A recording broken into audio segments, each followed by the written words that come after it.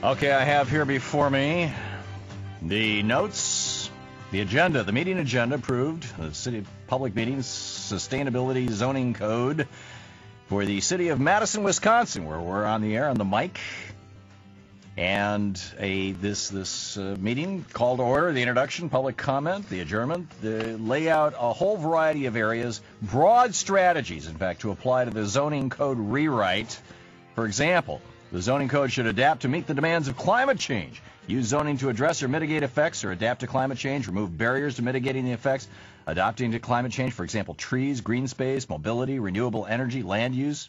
That's number 10. Number 11, write the code to allow the city to function when automobile travel will be severely limited and oil-related products, including food and heating fuel, become prohibitively expensive because of scarcity and high cost of fuel. Well, these are some ideas. There's also some anti-ideas at the end. There's a bunch of things where they say things we won't do. Sustainability ideas that cannot be addressed through zoning. And they involve, virtually every one starts out with either the word prohibit or require. So these are we're not going to prohibit restrictive covenants on renewable energy. We're not going to prohibit heated sidewalks and driveways. We're not going to require businesses to turn off lights and such, things like that. So these are more like in the category of suggestions. Well, the Business and Media Institute is quite concerned about this, and Dan Kainer, the vice president of the Business and Media Institute and T. Boone Pickens Fellow over at businessandmedia.org, is on the line with us. Dan, why are conservatives so freaked out about local governments addressing some things that can be done to help the problem of climate change, and B, some things, getting ready for the consequences of it? I lived in Detroit when the first oil crisis happened in the 70s, late 70s, or I guess it was, late 70s, and in 3 days, every grocery store in that town was stripped bare. I mean, shouldn't there have been a city plan for that? What's wrong with this? Well, you're talking the difference between a short-term disaster plan and a long-term government intrusion into every aspect of people's lives. But if Madison wants to do this, on one level, I'm okay with that. People choose to live in Madison. You get the government you want. You elect the government. We have a democracy. That's wonderful. But the reason why conservatives are focusing in on this is because this is a lesson, what we clearly think is heading down the pike for all of us. And that is, as Madison goes or California goes, and we've seen it with auto emission regulation. As California goes, so goes the country. So what is considered extreme at one point later on becomes a guideline. Yeah, very often, and particularly when it has to do with things that affect the public welfare. Well, isn't the bottom line here, Dan, that the position that you're taking, and I'll be really rough about this. Feel free to clean it up. But the position that you're taking is, if the oil companies want to make a fortune and the car companies want to make a fortune, a lot of profit throwing carbon dioxide out into the atmosphere, which is then going to cost cities and individuals a lot of money to deal with. For everything from the cancers caused by the fumes to the global warming consequences. To hell with the individuals. We're all about making money for the oil companies. No, actually, that's not my position. It's interesting. Every action human beings take, how fast you drive on the road, how much food you personally choose to eat could be argued as a societal impact. Because if you get cancer, you impact, or have an accident, you impact the health care of others. That's why we have speed limits.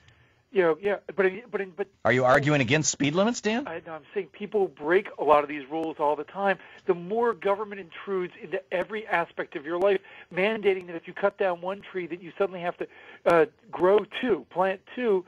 Everything is a cost. Everything is a regulation. Everything. So you think we should stop enforcing speed limits? I'm using an example, not talking about just speed limits. I'm saying everything we do has a societal cost. So you're talking about one thing. But I'm saying everything does. So the more you get government involved in that, I would think you particularly would not like the idea of government mandating all sorts of things in your life. Here's the problem, Dan, and I don't think anybody likes government mandating all kinds of things in their lives. On the other hand, when there's a disaster, everybody is like, what happened to government? And we both know that. But here's the problem.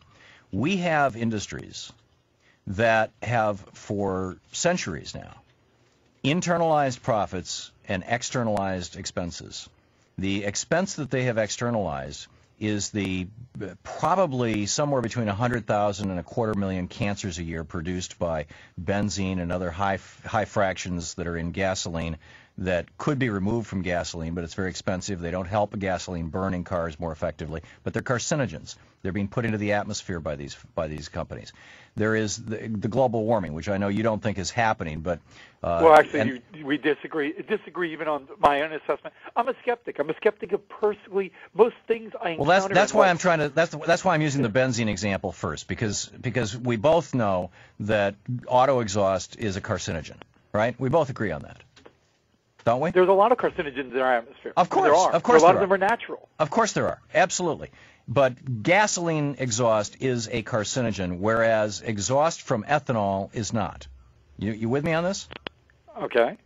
So you're into science. I'm not familiar with the well, ethanol only has three things in it: carbon, hydrogen, and oxygen. So when you burn that, what it produces is water, hydrogen, and oxygen, and carbon dioxide, carbon and oxygen. Because it only has those three elements in it. You know, it's simple sugars and starches are made out of carbon, hydrogen, and oxygen. Pure and simple. Gasoline has thousands of compounds in it, many of which are highly toxic and add nothing at all to its ability to burn. There's a lot of basically toxic waste in gasoline. And so as long as these companies are selling gasoline, and encouraging us to use gasoline rather than electricity or rather than ethanol, we're getting cancers. Shouldn't we, as a society? Let me just raise a question. I didn't think you liked electricity either, because 50% of our electricity comes from coal, 20% comes from nuclear power, and then some of it comes from I agree with you. Those are problematic. I would like to see 100% of our electricity coming from renewable sources, but I'm trying to keep this to a discussion of what's actually real right now, rather than getting into rhetorical or theoreticals. Shouldn't we, as a society, if your kid gets asthma as a consequence of gas fumes or gets cancer, or if somebody else, or we simply know that there's a couple 100,000 every year in the United States cancers as a consequence of burning gasoline, shouldn't the auto industry or shouldn't the oil industry pay for some of that? Well, what are the consequences of not burning gasoline too? How many people are stuck at their homes if they have an injury or need a doctor and can't get anywhere? But that's not my question. My question is how do we both ways? No, well, see, what you're saying is that states and municipalities and whatnot, in California with the clear air standards, Madison, Wisconsin, zoning for the future, that they should not be able to deal with these externalities. And I call them. I'm saying if they do, from a conservative position, frankly, I think a lot of ordinary people would. You can make everything we do so perfect, but also then it's impossible to do it. But I'm talking about dealing with it. I'm going to take this a step beyond this and be even more radical than I think you can handle, Dan. I say that as a joke. You got to go a long way. I'm going to go nuts here. Fair warning.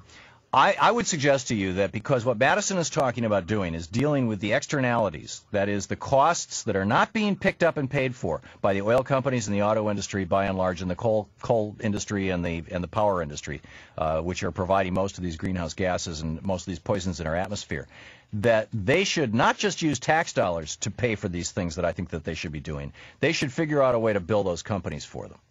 Well, they can try, but then, of course, they'll end up in court, and they'll fight for years. And this is why everything in America is expensive. This is why you have tags on shirts telling you, warning labels on clothing, warning labels on virtually everything we have, because you want a litigious society where everything is battled out in the court. I'm not talking about litigation. I'm talking about recovering actual damages. But that's how you get actual damages. That's how you get actual damages in society. These companies have done everything. So we should not sue these companies. Obeying the law, obeying the regulations set up by the EPA and the very local governments you're talking about, they've obeyed everything. And now retroactively, you want to go after them for creating things you now don't like. No, I want to go after them starting right now. Not, they've been killing people for 100 years. I'm not going to ask them for past payments. If you're payments. one of these companies, you simply would say, well, the heck with Madison, Wisconsin, you don't have to sell cars there. And people. Well, let me be bigger than that. I think we should do this nationally. Well, you can try, and then of course it's called a carbon tax. Our society to a halt. It's called a carbon tax. It's working in Europe. Oh, it's not working in Europe, but it's been working for 30 years. They have their car standards are much better than ours because they jack up the cost of gasoline. But nobody's obeying even the Kyoto regulations. Okay. Well, it's an interesting conversation to have. People can read Dan's piece and others on the topic over at businessandmedia.org. Dan, always good discussing these topics with you. Thank you. Is indeed. Thank you. Take care. Thanks for dropping by. Businessandmedia.org, the website. 16 minutes past the hour.